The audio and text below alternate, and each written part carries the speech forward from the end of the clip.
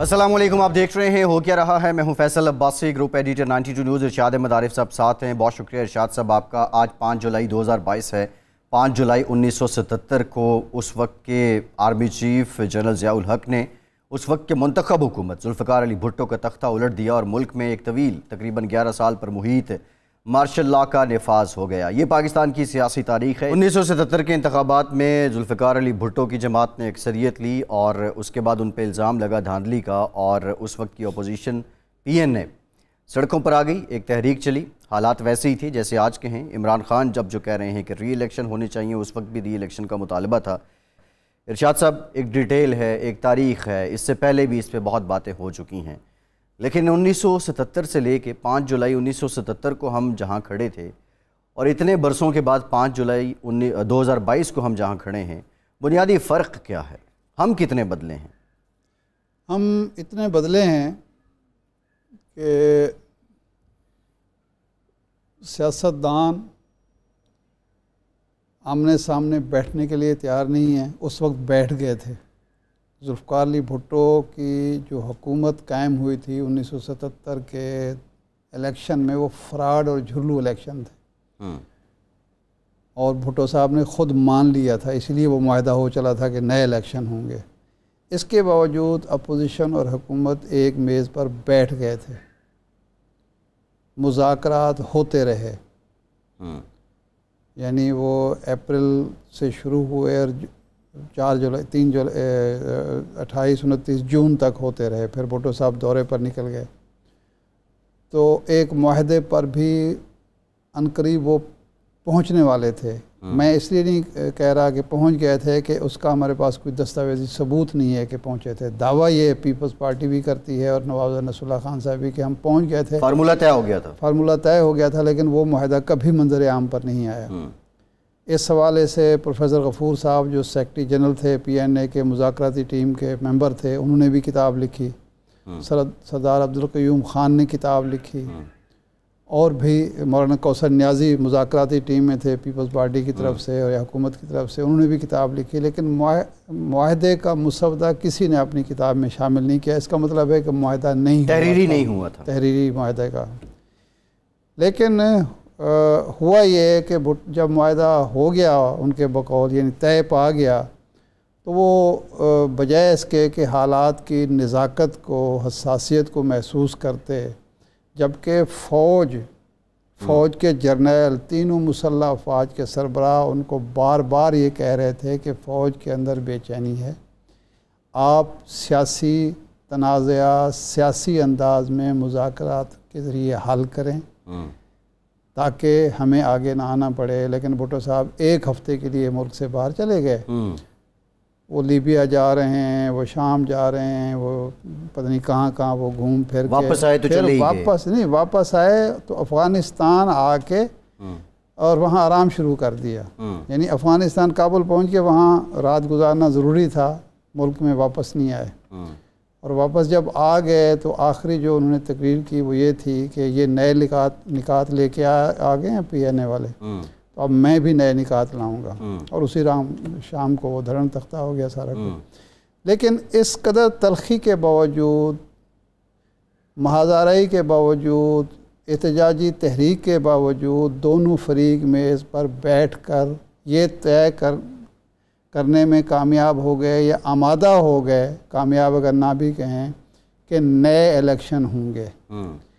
सबक उससे हमने ये सीखा कि आज दोनों फरीक मुज़ाकरात की मेज़ पर बैठने के लिए तैयार नहीं हैं जी, आम इंतखाबात पर तैयार नहीं हैं, और महाज़ाराई मुल्क में रोज़ बरोज़ बढ़ रही है।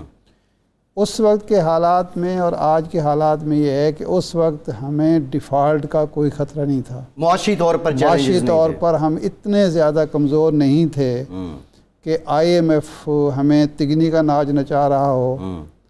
ये राना सनाउल्लाह साहब के अल्फाज हैं, मैं मुस्तार ले रहा हूँ उनसे, या नाक से लकीरें निकलवा रहा हो। ये मरीम नवाज़ साहिबा का कहना है कि शबाशी साहब के अल्फाज हैं, या कोई नई शराइत पेश कर रहा हो।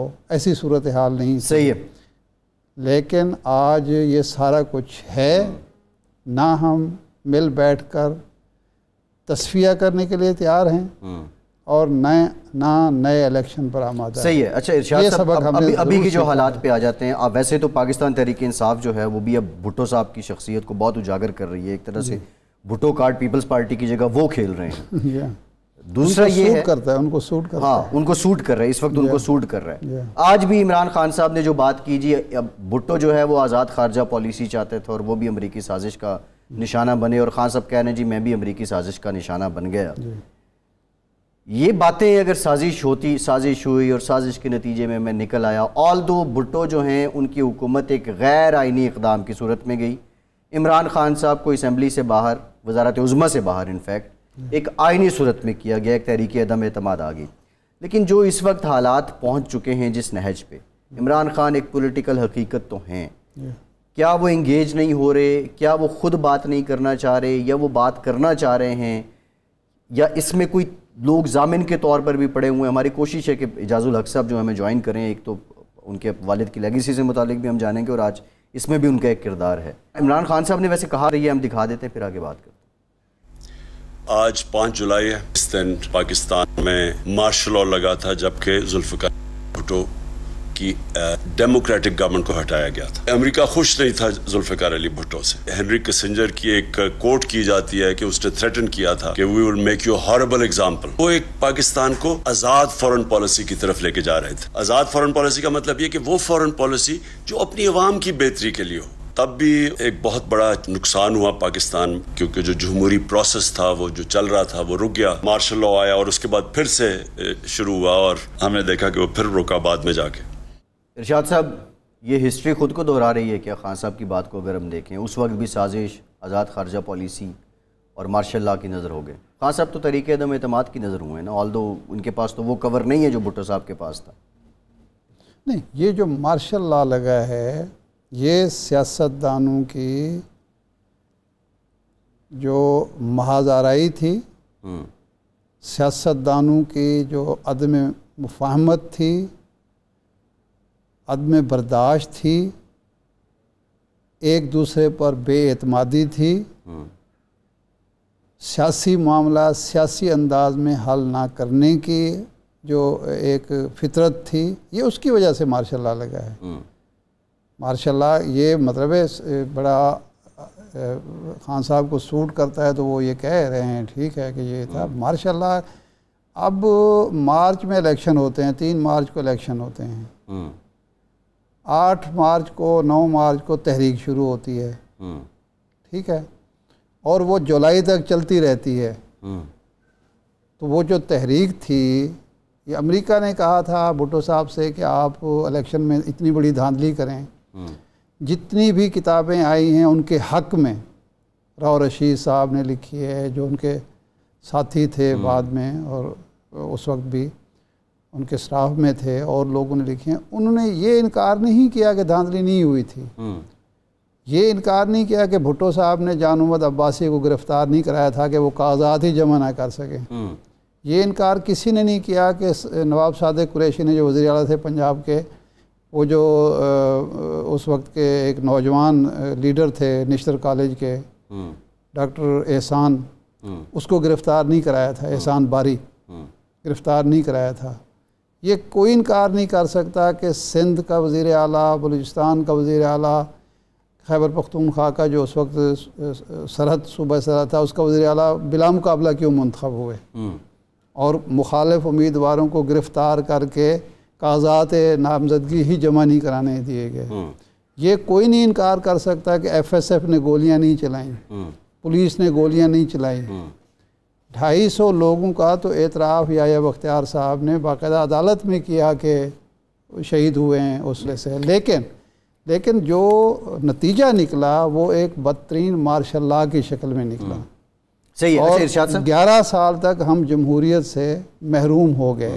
اب اس میں امریکہ بھی شامل ہوگا. بھٹو صاحب کی ایک نیشنلسٹ لیڈر تھے, انہوں نے پاکستان کو اپنے پاؤں پر کھڑا کیا تھا. وہ ایک آزاد خارجہ پالیسی کے بہت بڑے علمبردار تھے. انہوں نے روس سے تعلقات بہتر کیے, شمالی کوریا کو تسلیم کیا. یہ چیزیں تھیں وہ کر رہے تھے. اور سب سے بڑا گناہ جو بھٹو صاحب کا گنا جاتا ہے اور تھا وہ یہ تھا کہ انہوں نے پاکستان کے ایٹمی پروگرام کی بنیاد رکھی اور اس حوالے سے جو ان کو دھمکیاں ملتی رہیں انہوں نے اس کی پرواہ نہیں کی. جی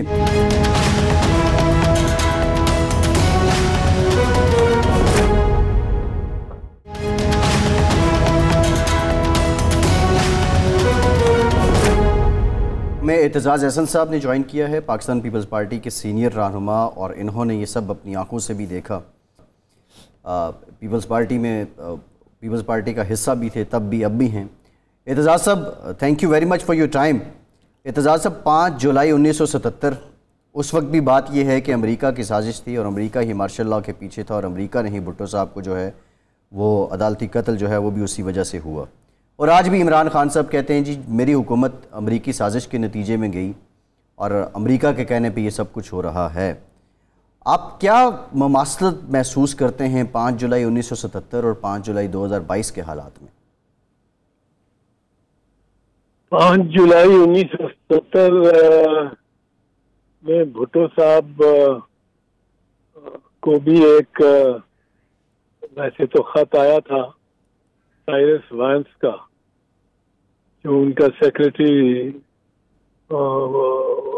تھا، سیکریٹری آف اسٹیٹ تھا جی، امور خارجہ. جی اور اس کا وینس کا جو کہ بھٹو صاحب نے راجہ بازار میں اس کو نکالا تھا، دکھایا تھا خط لوگوں کو. اور پھر امریکنوں کی اس قسم کی گفتگو بھی سامنے آئی تھی کہ پارٹی از اوور، جس کو بھٹو صاحب نے جس کا حوالہ دیا تھا. تو 5 جولائی میں جس طرح ابھی ارشاد صاحب فرما رہے تھے، بھٹو کو کسنگر کہہ کے گئے تھے. کسنگر آیا تھا جو نیشنل سیکیورٹی ایڈوائزر تھا امریکی صدر کا، وہ آیا تھا پاکستان، اور اس کو لاہور میں بھٹو صاحب نے انٹرٹین کیا تھا. اور ڈنر ایک تھا گورنر ہاؤس میں، اس کے لیے انہوں نے کیا ہوا دربار ہال میں گورنر ہاؤس کے، جہاں دونوں نے کسنگر نے اور بھٹو صاحب نے تقریریں کی تھی. میں اس ڈنر پہ، اس ضیافت پہ میں موجود تھا، اور میری بیوی بھی تھی، اور بھی لوگ تھے 60-70 کے قریب. اور اس میں تقریر جو کی تھی بھٹو صاحب نے، بھٹو صاحب نے وہاں اس کو کہا کہ یہ جہاں ہم بیٹھے ہیں، پہلے تو پہلے انہوں نے کہا کہ یہاں جہاں ہم بیٹھے ہیں کھانا اس وقت کھا رہے ہیں، یہ دعوت ہے، اس کے ساتھ بغل میں جو گول کمرہ ہے پیچھے چھوٹا سا، اس کے نیچے 2 قبریں ہیں. اچھا. ایک محمد قاسم، وہ 5 ہزاری جرنیل تھا جہانگیر کا، وہ لکھا ہوا ہے وہاں نیچے اس کی قبر، میں دیکھی بھی جا کے. اور ایک دوسری ہے جو گمنام سی ہے. صحیح. تو انہوں نے کہا کہ اگر ہم نے آپس میں معاملہ نہ کیا تو تاریخ ہمیں کس طرح ہمارے ساتھ یہی سلوک کرے گی جو ان کے ساتھ ہوا ہے. اور دوسرا انہوں نے کہا، اس کو بتایا کہ میں نے لاہور میں آپ کو میں کیوں لے کے آیا ہوں. اس لیے کہ لاہور ادیبوں کا شہر ہے، یہ انٹلیکچوئل اور دانشوروں کا شہر ہے، یہ طلباء کا شہر ہے، اس میں باغات اور ہریالی ہے، اس میں سکون ہے اس شہر میں. اور جب ہم یہاں کہیں تھک جاتے ہیں، انہوں نے کہا میں صحرائی مرد صحرا ہوں، اور میری تہذیب ایک لحاظ سے 4-5 हज़ार पुरानी है, जो कि मोहनजोदारो हड़प्पा जी मेरे शहर लाड़काने के बगल में है। जी पर हम सहराई हों या जी हम शहरी लोग हों, जी हम जब थक जाते हैं तो हम लाहौर की तरफ रजू करते हैं, जी क्योंकि यहाँ हम आके रीप्रोसेस होते हैं। सही।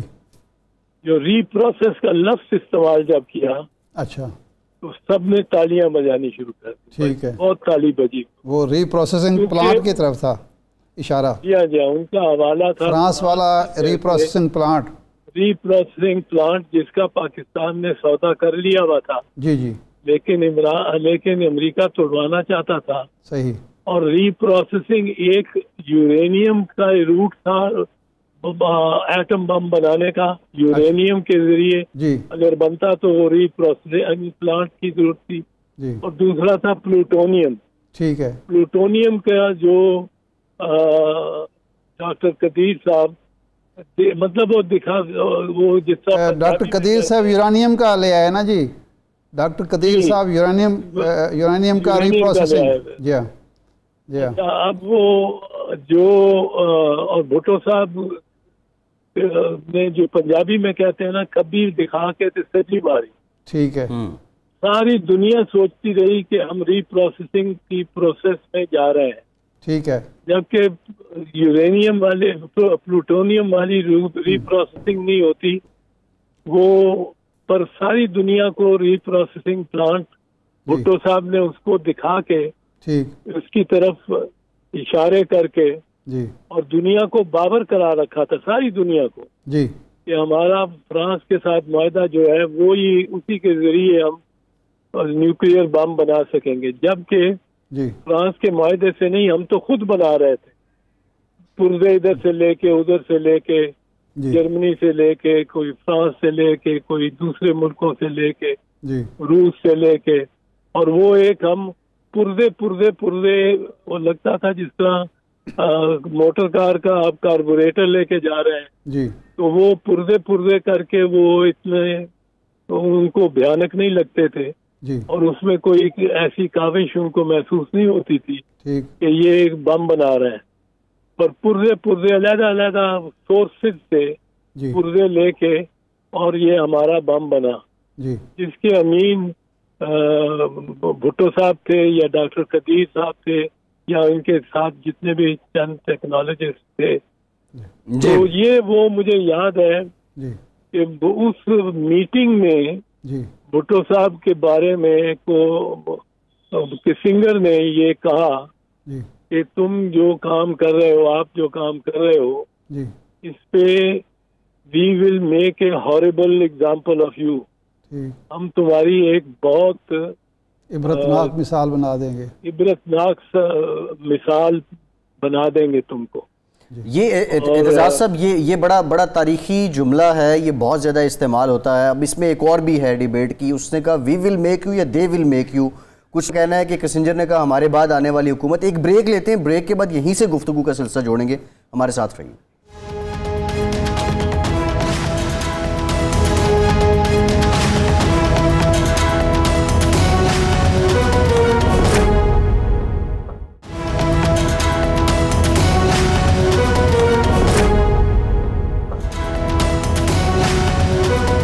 ब्रेक के बाद एक बार फिर से आपको खुशामदीद कहेंगे। एतजाज़ अहसन साहब हमारे साथ मौजूद हैं। एतजाज़ साहब, उस वक्त का बड़ी अच्छी आपने मंजरकशी की, जो हालात थे। अब इमरान खान साहब भी तकरीबन वैसी ही बातें कर रहे हैं, अमरीकी साजिश की बात करते हैं।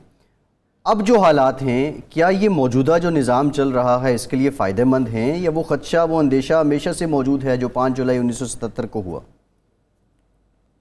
अंदेशे तो वही रहेंगे जब तक हम न्यूक्लियर ताकत है और न्यूक्लियर हमारे पास हथियार है, तो अंदेशे तो हमारे इस तरह रहेंगे और दुनिया की नजरें इस पे रहती हैं और हमें भी मतलब है इसको न्यूक्लियर अपने असासे को अपने गले पे लगा के रखना पड़ता है, जिस तरह कह लें आप। तो और हमारे लिए अहमियत है उसकी। यूक्रेन की जंग से पता लग गया, यूक्रेन ने अपने सारे हथियार نیٹو اور دیگر یورپین ممالک کی حفاظتوں پہ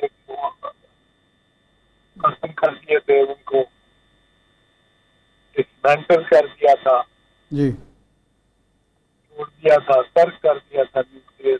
ہاں، دستبردار ہو گیا تھا اپنے نیوکلیر پروگرام سے. جی دستبردار ہو گیا تھا نیوکلیئر پروگرام. جی اور ہمیں آج ذرا میں بھی کہا وہ جی کئی دفعہ خیال آتا تھا. اعتزاز صاحب ایک سوال جو شروع میں ہم نے کیا تھا وہ یہ تھا کہ جو وہ تو امریکہ کا تو خیر ہمیشہ نظر کرم ہم پر رہی ہے، ہمارے نیوکلیر پروگرام پہ بھی، ہماری اسلامائزیشن پہ بھی، لیکن ایشو یہ ہے کہ اس وقت سیاستدان جو ہیں ایک طرف سے نئے الیکشن کا مطالبہ ہے، دوسرا فریق مان نہیں رہا، دونوں فریق بے اعتمادی کی وہ فضا ہے کہ ایک میز پر بیٹھنے کے لیے تیار نہیں ہے. تو کیا یہ جمہوری نظام جو ہے وہ بھی خطرے میں ہے اس وقت؟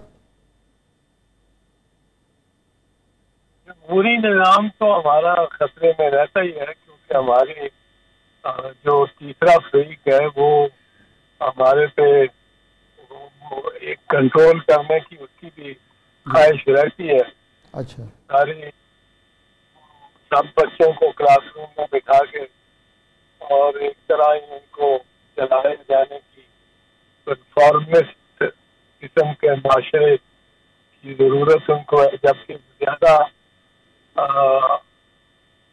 دشت اور طاقت کے مظاہر وہ ہوتے ہیں معاشرے جو کہ جن میں پلورلٹی ہو اور جن میں جی ٹھیک. اعتزاز صاحب بہت شکریہ آپ کا، آپ ہمارے ساتھ موجود تھے.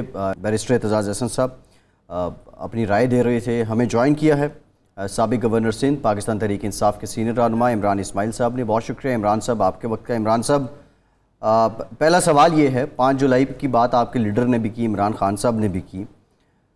پیپلز پارٹی موجودہ آپ کو پسند نہیں ہے، بھٹو صاحب کے آپ اتنے فضائل بیان کرتے ہیں، کیا یہ تضاد نہیں ہے؟ نہیں، بالکل تضاد نہیں ہے. پیپلز پارٹی اور ذوالفقار علی بھٹو دو الگ چیزیں ہو گئی ہیں. اب ذوالفقار علی بھٹو جو ویژن لے کر چلے تھے یا جو جدوجہد انہوں نے کی تھی، پیپلز پارٹی کے کسی شخص کا عشرہ عشیر نہیں ہے ان کے نزدیک.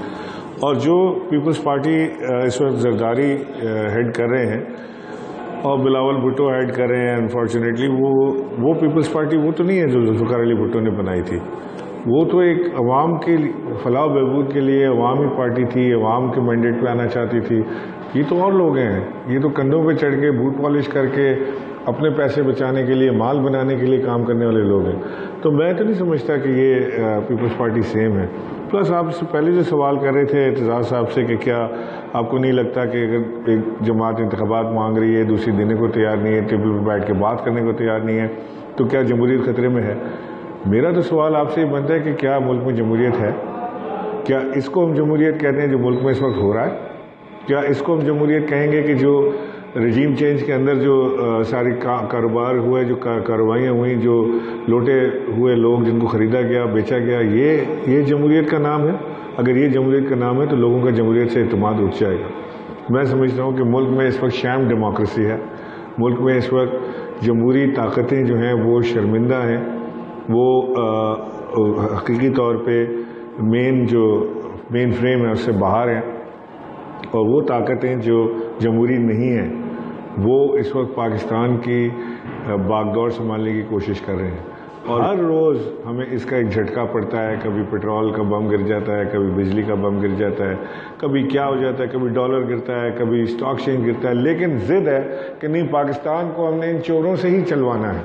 تو چلوائیں، شوق پورا کریں پاکستان سے چوروں کا. ہم تو چوروں کے ساتھ نہ کمپرومائز کریں. نہیں عمران صاحب ایک بنیادی سوال یہ بھی بنتا ہے، یہ جو آپ بات کر رہے ہیں، پہلی بات تو یہ ہے کہ جن کو آپ چور کہتے ہیں آپ 3 سال 8 مہینے حکومت ان کو ثابت نہیں کر سکے. دوسری بات یہ ہے کہ اگر آپ پارلیمنٹ میں نہیں ہیں تو اس کا مطلب یہ بھی نہیں ہے کہ جمہوریت نہیں ہے، آپ اپنی منشا سے باہر ہیں.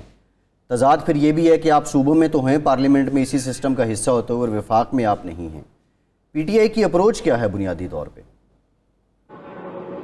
دیکھیں، پی ٹی آئی کی اپروچ یہ ہے کہ پاکستان میں حقیقی طور سے جو عوامی نمائندے ہیں ان کے پاس جانا چاہیے. آپ کا خیال ہے کہ یہ جو رجیم چینج ہوا ہے یہ بڑا جمہوری عمل ہوا ہے؟ اس کے پیچھے کوئی نہیں تھا کار فرما، اس کے پیچھے کوئی طاقت نہیں تھی، کوئی ادارے نہیں تھے، یہ بس خود بخود ہو گیا؟ وہ بیٹھے ہوئے تھے 13 کے 13 لوگوں کو خیال آیا کہ چلو عمران خان کو ٹاپل کرتے ہیں 4.25 سال کے بعد، اور انہوں نے ٹاپل کر دیا؟ ایسا تو نہیں ہوا ہوگا۔ میں مان نہیں سکتا کہ پیپلز پارٹی اور مسلم لیگ نون کو ملانے میں کسی نے کردار ادا نہ کیا ہو۔ میں مان نہیں سکتا کہ JUI کو ان دونوں کے ساتھ بٹھانے میں کسی کا کردار نہ ہو۔ 13 جماعتیں اس کے اندر بیٹھ گئی، انڈیویجول بھی اس کے اندر بیٹھ گئے، اتحادی ہمیں چھوڑ گئے، سارا کچھ ہو گیا 48 گھنٹے کے اندر، اور یہ سب خود بخود ہوا۔ یہ جمہوریت کا خوبصورت عمل ہے۔ کیا بات کر رہے ہیں آپ؟ یعنی آپ، میں سمجھتا ہوں کہ آپ اپنے آپ کو بھی، ہم کو بھی اور عوام کو بھی غلط بیانی سے کام لیں گے اگر ہم یہ کہیں گے کہ نہیں یہ جمہوریت کا حسن ہے اور یہ بڑا خوبصورت عمل ہے، جو ہونا تھا یہ ہو گیا۔ آپ دیکھیں ہو کیا رہا ہے اس ملک میں۔ سمیع ابراہیم کے ساتھ دیکھیں کیا ہوا۔ عمران صاحب، بات یہ ہے کہ 3.5 سال کے دور حکمرانی میں آپ کے لیڈر، ملک کے وزیر اعظم عمران خان صاحب اپوزیشن لیڈر کے ساتھ بیٹھنے کے لیے تیار نہیں تھے، ہاتھ ملانے کے لیے تیار نہیں تھا، کسی ایشو پر مذاکرات کرنے کے لیے تیار نہیں تھے۔ آپ کے اپنے ساتھی جہانگیر ترین صاحب، علیم خان صاحب، دوسرے لوگ اتحادی جو تھے وہ نالاں تھے، چودھری برادران نالاں تھے، ٹی وی پر آ کے کہتے تھے کہ جی یہ ہو رہا ہے وہ ہو رہا ہے۔ تو اس سب کے ذمہ دار تو کوئی اور نہیں تھا۔ آپ نے بھی تو اتحادیوں کو خوش نہیں رکھا، اپنی پارٹی کے لوگوں کو خوش نہیں رکھا۔ میرا خیال ہے کہ ہم نے اپنے اتحادیوں کو بہت خوش رکھا۔ جتنے پروجیکٹس پاکستان تحریک انصاف کی حکومت نے اپنے اتحادیوں کو دیے، جتنی ہمارے اتحادیوں کی ہماری حکومت میں حکومت رہی، وہ میں نے تو کہیں اور نہیں دیکھا۔ مجھے تو یہ لگتا تھا کہ کئی بار ہم نے جا کے خان صاحب سے اس بارے میں شکایت بھی کی کہ جی ہمارے جو اتحادی ہیں ان کے جائز کام اور ان کی ساری چیزیں بہت جلد ہو جاتی ہیں ان کمپیریزن ود ہمارے جو MNAs ہیں، ان کے بنسبت ان کے کام بہت جلدی اور تیزی سے ہوتے ہیں ہماری حکومت کے اندر۔ میں سمجھتا ہوں کہ آپ چاہے MQM کو لے لیں، خالد مقبول صدیقی نے برملا یہ بات کی کہ جتنے معاہدے تمام حکومتوں کے ساتھ ہم نے کیے، کیونکہ ماشاءاللہ وہ بھی تمام حکومتوں کا حصہ رہ چکے ہیں تو ان کو تجربہ بھی ہے، تو انہوں نے بتایا کہ جتنے معاہدے انہوں نے حکومتوں کے ساتھ کیے اس میں پاکستان تحریک انصاف کی حکومت واحد حکومت ہے جس سب سے زیادہ ان کے مطالبات اور معاہدوں پر عمل کیا۔ اس کے باوجود وہ چھوڑنے کے لیے مجبور تھے، وہ چھوڑ کے گئے۔ آپ کے سامنے ہیں چیزیں ساری۔ اچھا عمران صاحب، ایک آپ آخری دنوں میں ان تمام مذاکرات کا حصہ تھے۔ علیم خان صاحب سے ملنے آپ گئے تھے، خالد مقبول صدیقی صاحب سے ملنے آپ گئے تھے، اور بھی مذاکرات کر رہے تھے۔ تو یہ اتحادی اور یہ آپ کی پارٹی کے لوگ مجبوری کیا بیان کرتے تھے؟ ایک بریک، یہ اس سوال کا جواب عمران صاحب ایک بات لیتے ہیں اور یہ آپ سے ڈیٹیل جانیں گے ہم، ہمارے ساتھ رہیے۔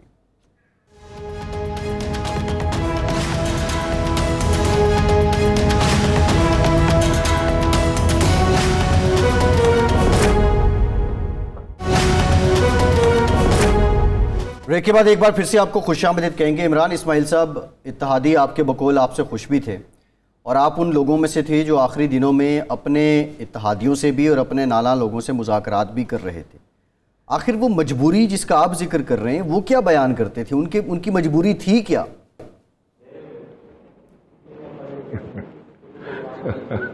آپ نے بہت ہی وہ کیا کہتے ہیں معصومانہ اور بڑا بھولا سوال کیا ہے۔ کاش کہ میں آپ کو سب بات بتا سکتا، لیکن ظاہر ہے کہ ان لوگوں نے اپنی مجبوریوں کا اظہار کیا۔ MQM ایک فون کا انتظار میں رہی کہ ایک فون آئے گا تو اس کے بعد فیصلہ کریں گے، اور علیم خان صاحب کو غصہ تھا کہ وہ جب ہمارے حکومت تھی تو اس حکومت میں انہیں جیل میں ڈالا گیا، وہ اس کے غصے میں تھے۔ بس اس طرح کی چیزیں تھیں، لیکن ہر چیز جو ہے نا وہ فالن کر رہی تھی ایک لائن میں کہ ہمیں نظر آ رہا تھا کہ یہ ساروں کو یہ بتایا جا رہا ہے کہ جی اب وقت پورا ہوا چاہتا ہے، اب آپ صفیں چینج کرنے کی طرف جائیں، اور ہر طرف سے اشارہ، ہر طرف سے یہی بات ہمیں مل رہی تھی سننے کو کہ جی اب یہ چینج کی طرف معاملہ جا رہا ہے۔ ہمیں جب MQM سے مذاکرات کر رہے تھے تو اس وقت مجھے اس چیز کا اندازہ تھا، کیونکہ ہمارے مذاکرات میں یہ بیٹھے تھے فاروق نسیم صاحب۔ میں نے 4.25 سال میں فاروق نسیم صاحب کو ہمیشہ حلفاً یہ کہتے سنا کہ عمران خان میرا بھائی ہے اور میرا لیڈر ہے اور جیسا یہ کہے گا میں کروں گا. میرا MQM سے کوئی تعلق واسطہ نہیں ہے. میں تو عمران خان کے کہنے پہ آیا ہوں اور عمران خان جیسا کہے گا میں تو ویسا کروں گا. اور بس خان صاحب کی تعریف کے قبالے میں لاتے تھے وہ.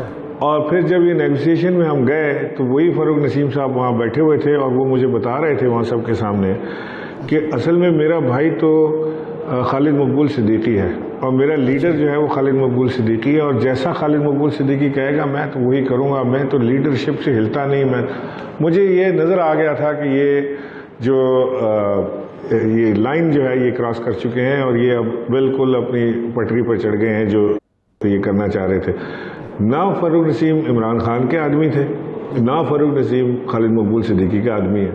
یہ آپ انہیں سے پوچھیں کہ وہ کس کو ریپرزینٹ کرتے ہیں. نہیں وہ تو MQM کے کوٹے سے آپ نے لیے تھے نا, وزیر تو آپ نے کوٹے سے بنائے تھے. نہیں MQM نے تو کبھی مانا ہی نہیں ان کو اپنے کوٹے سے. اچھا MQM کا ہوا یہ کہ جب MQM کو 2 وزارتیں دی گئیں تو ایک وزیر ہم نے آفر کی خالد مقبول صدیقی صاحب کو اور ایک ہم نے کی ان کو فاروق نسیم صاحب کو. خالد مقبول صدیقی صاحب بن گئے منسٹر IT کے اور فاروق نسیم صاحب بن گئے منسٹر لاء کے. پھر میری کچھ عرصے بعد MQM سے بات ہوئی تو انہوں نے کہا کہ جی ہماری تو دوسری وزارت یہ نہیں ہے.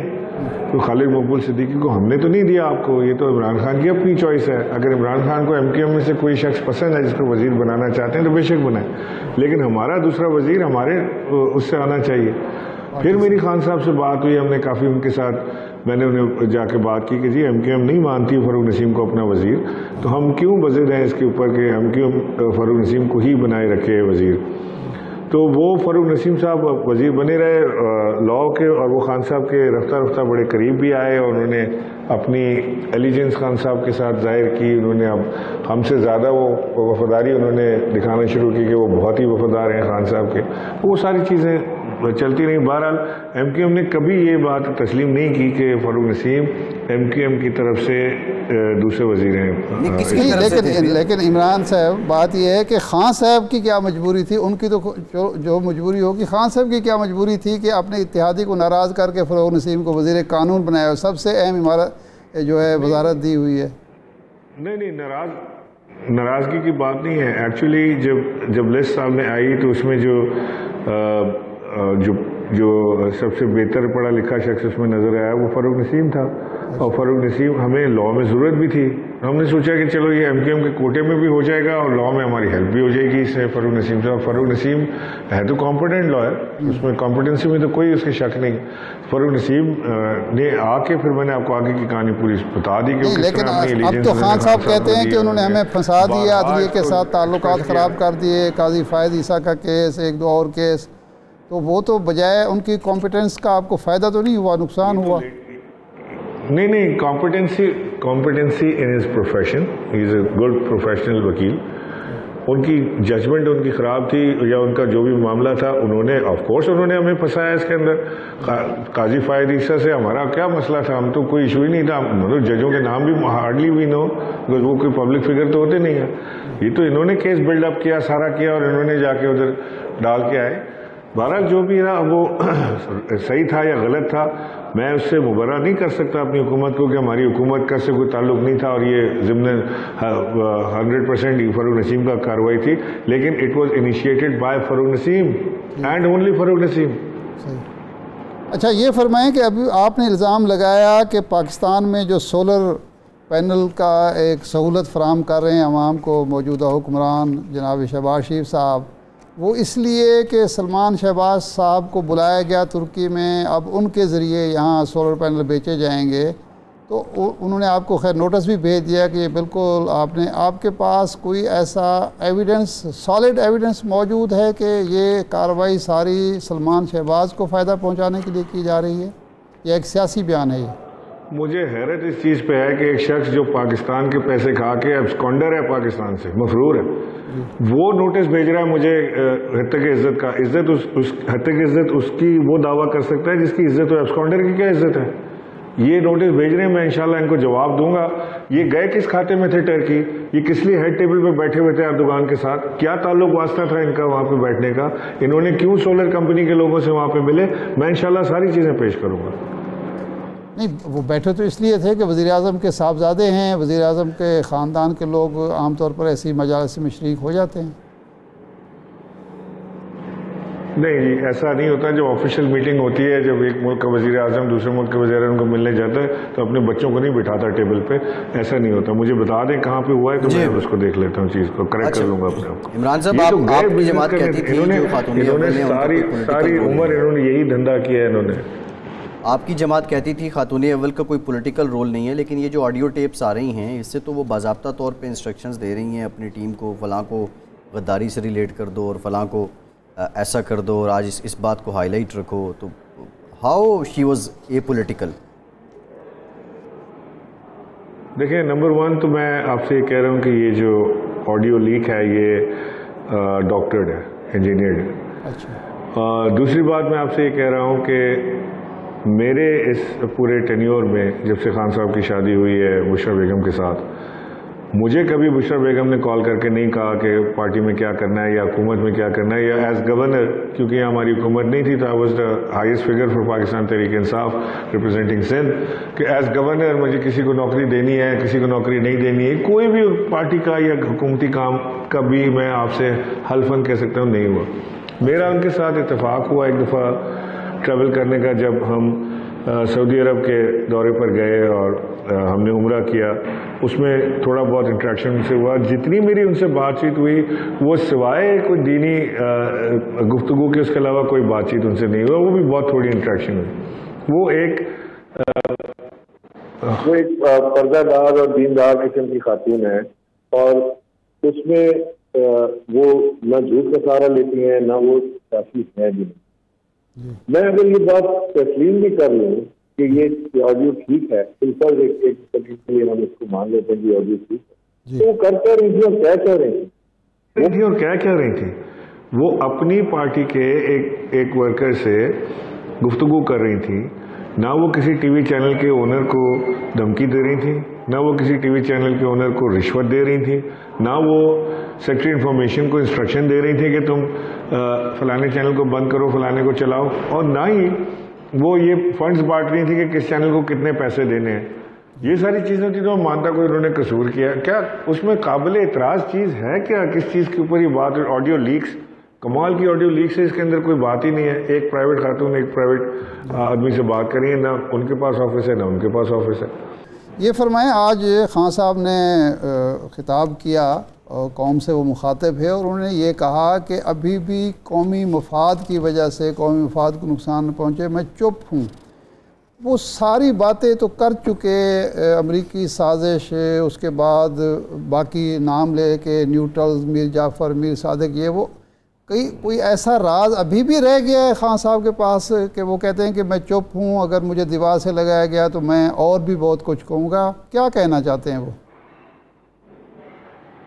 دیکھیں خان صاحب ایک ایسے منصب پہ رہے ہیں جہاں سے انہوں نے بہت قریب سے تمام چیزوں کو دیکھا ہے، محلاتی سازشوں کو بھی ہوتے ہوئے دیکھا ہے، اور انہوں نے یہاں سے انٹرنیشنل کانسپریسیز بھی دیکھی ہیں، یہاں سے انہوں نے پاکستان کے خلاف جو انٹرنیشنل کانسپریسی وہ بھی دیکھی ہیں، یہاں سے انہوں نے جو بارڈر کے اوپر ٹینشن کی صورتحال رہی وہ بھی دیکھی ہے، یہاں سے انہوں نے اپنے اداروں کے ساتھ ایک پیج پر کام بھی کیا ہے، اور یہاں سے انہوں نے اپنے اداروں کے ساتھ الگ علیحدہ ہوتے ہوئے بھی انہوں نے دیکھا ہے۔ تو ان کے پاس بہت کچھ کہنے کو اور بتانے کو ہے موجود، اور وہ اللہ نہ کرے کہ ایسا کوئی وقت آئے لیکن جس سے ان کو بولنا پڑے اور جس سے پاکستان کو بھی نقصان پہنچنے کا خدشہ ہو۔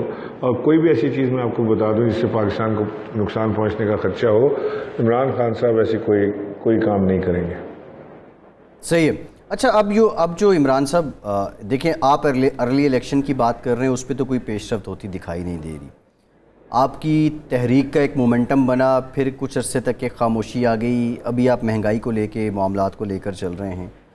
بیک ڈور آپ کو اپروچ کیا گیا حکومت کی طرف سے یا کسی اور کوارٹر کی طرف سے، یا آپ کر رہے ہیں؟ کوئی بات چیت ہو رہی ہے، کوئی فارمولہ طے ہو رہا ہے کہ کم از کم یہ ہجانی کیفیت ختم ہو؟ میرے علم میں تو نہیں ہے کوئی بات چیت ہو رہی ہے، کوئی بیک ڈور، کوئی فرنٹ ڈور۔ ایکچولی تو یہ جو حکومت ہے، یہ جو چوچو کا مربع ہے، اس میں تو بات کرنے کی ضرورت ہی نہیں ہے، تو خود کسی اور کے سہارے کھڑے ہیں، ان سے تو بات ہوگی نہیں۔ تو بات ہوگی جن سے جو ان سے بات ہوگی تو تب ہم دیکھیں گے کیا ہوتا ہے. فی الحال تو میں نہیں سمجھتا کہ کوئی چینل ایسا کھلا ہوا ہے جس سے کوئی بات چیت چل رہی ہو. صحیح ہے, ٹھیک ہے. عمران صاحب پروگرام کا ٹائم ختم ہو گیا. بہت شکریہ آپ کا سابق گورنر عمران اسماعیل صاحب. آپ ہمارے ساتھ موجود تھے. ارشاد صاحب آپ کا شکریہ, اجازت دیجیے.